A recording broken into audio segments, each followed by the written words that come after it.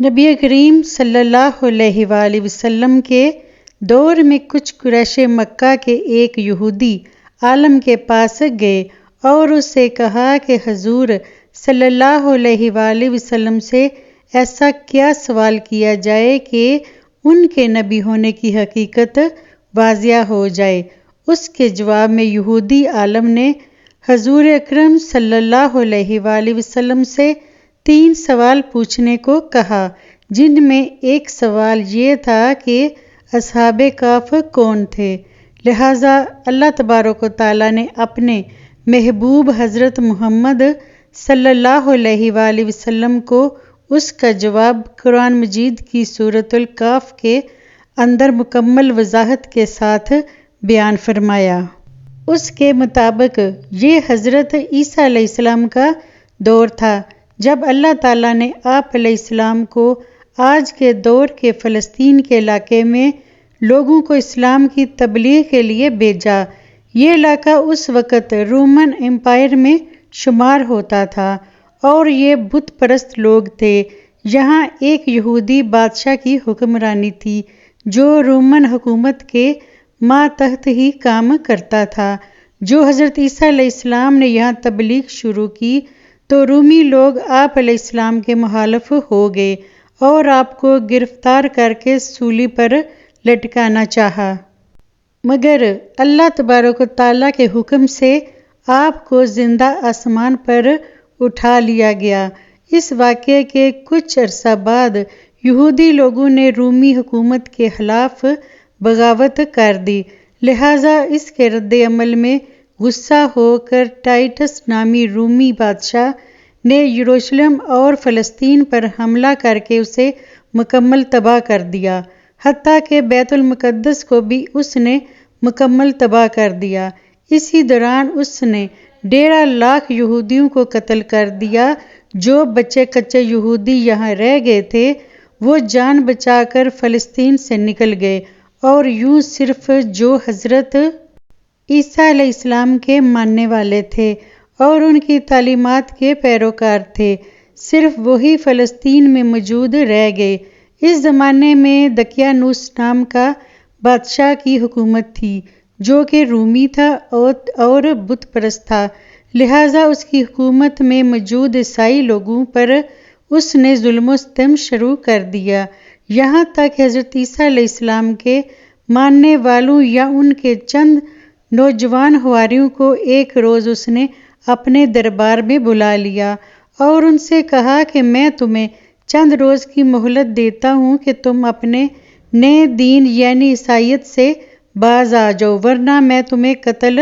کرا دوں گا۔ عیسیٰ علیہ السلام کے پیروکار یہ نوجوان لوگ دراصل اصحاب کہف تھے،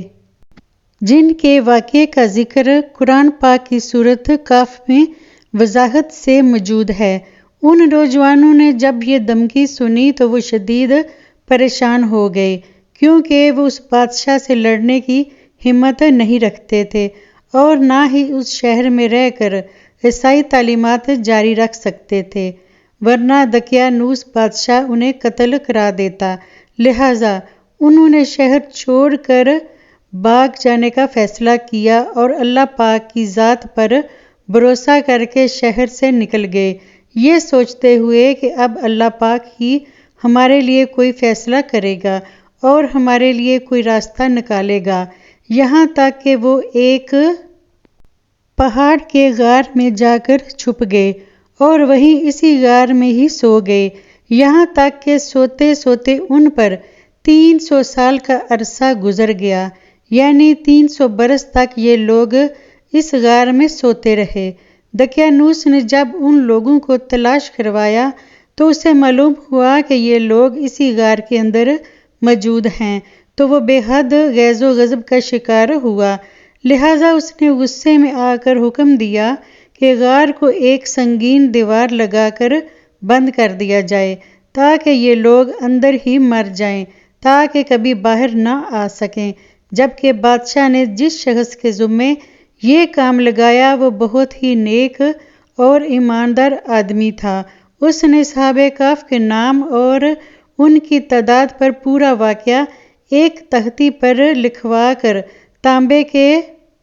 صندوق میں رکھ کر دیوار کی بنیادوں میں رکھ دیا، اور اسی طرح کی ایک اور تختی شاہی خزانے میں بھی رکھوا دی۔ اس 300 سال کے عرصے کے دوران دقیانوس بادشاہ مر گیا، اور کئی بادشاہ اور کئی حکومتیں آئیں اور چلی گئیں، یہاں تک کہ 300 سال میں رومن امپائر نے بھی عیسائیت اختیار کر لی۔ اس زمانے کے بعد یعنی 440 عیسوی میں بیدروس نامی عیسائی بادشاہ کی حکومت آئی، جو کہ ایک نیک دل اور انصاف پسند بادشاہ تھا۔ اس نے 67 سال تک بہت شان و شوکت کے ساتھ حکومت کی۔ اس کے دور میں مذہبی فرقہ پسندی جب عروج پر پہنچ چکی تھی اور لوگوں میں مرنے کے بعد دوبارہ زندہ کیے جانے اور قیامت کا یقین ختم ہوتا جا رہا تھا، تو اپنی قوم کا یہ حال دیکھ کر بیدروس نامی بادشاہ بہت رنجیدہ ہوا، اور ایک روز اپنے مکان کی تنہائی میں جا کر بند ہو گیا۔ یہاں وہ اللہ پاک کی بارگاہ میں بے قراری سے دعا کرتا رہا کہ اے اللہ،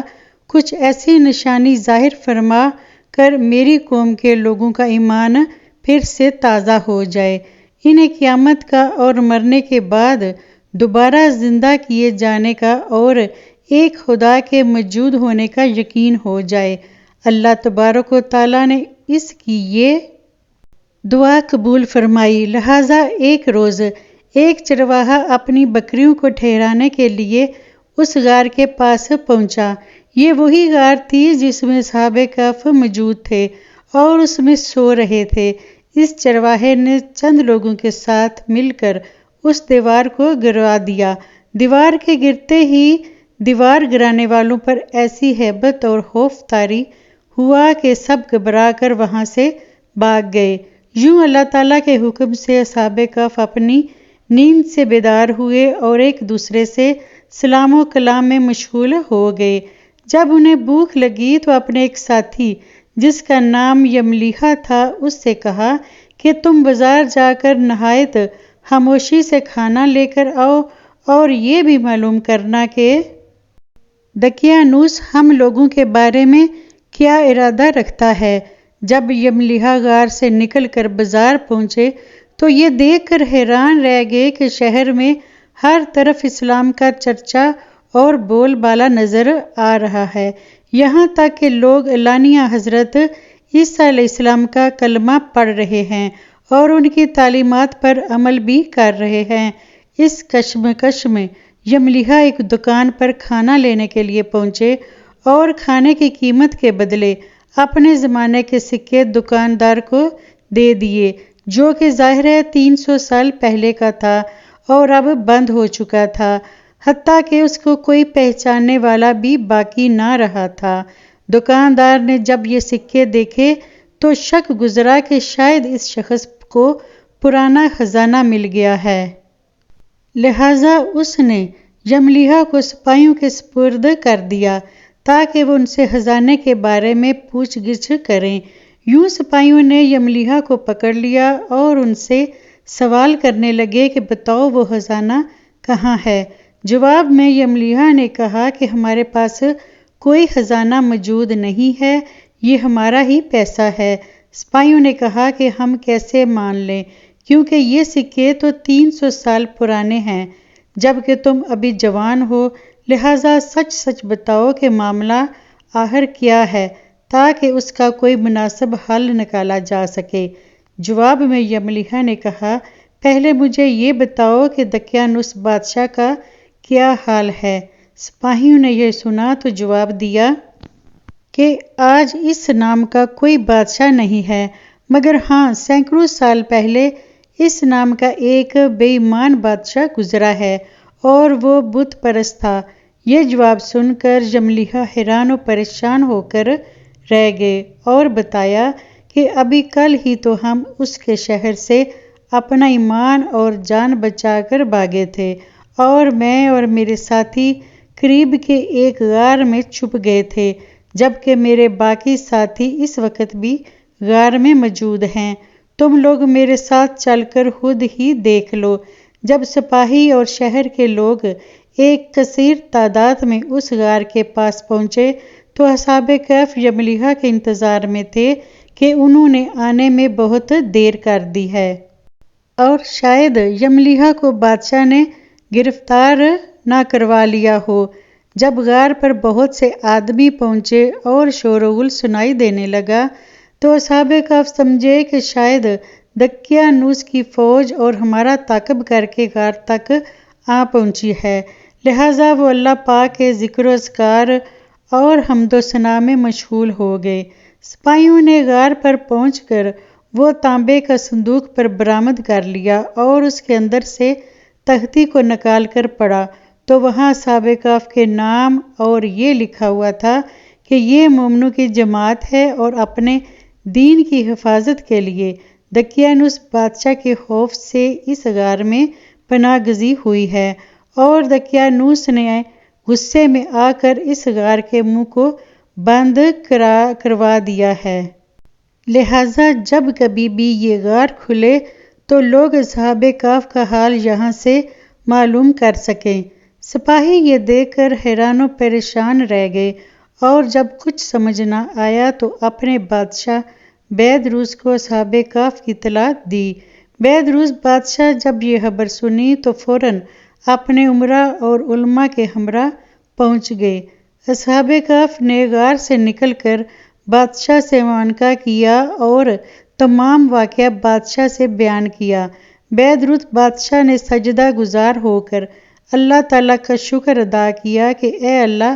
میری دعا قبول ہوئی اور آپ نے ایسی نشانی ظاہر فرما دی کہ انسان موت کے بعد زندہ ہونے کا یقین ضرور کرے گا۔ اس کے بعد اصحاب کہف نے بادشاہ کو دعا دی کہ اللہ تمہاری بادشاہی میں برکت عطا کرے، اور سلام کرنے کے بعد